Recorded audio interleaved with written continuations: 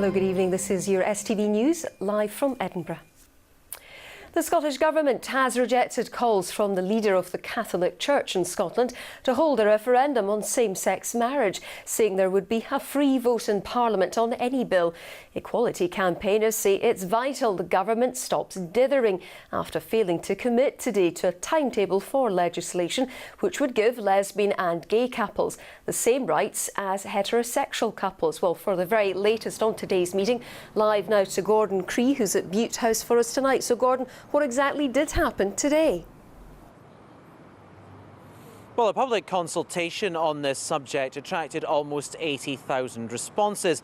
And today at their meeting here, Cabinet members were discussing the findings. We had been expecting a decision today, but they now say it's important to take time on both the detail and the principle to reach the right decision.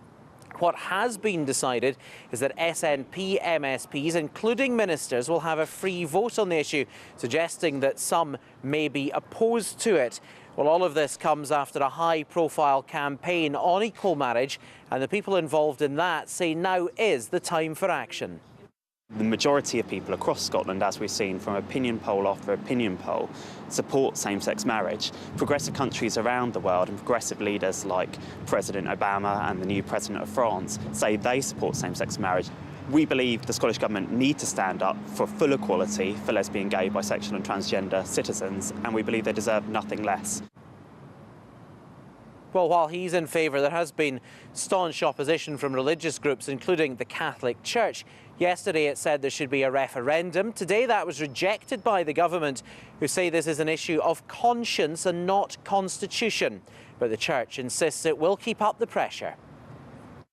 We have to go to the electorate, we have to convince them of the arguments, we have to show them why our views are a robust one, why it is legally dangerous to proceed with such a bill, and they have to hold their politicians to account. I think they will do that.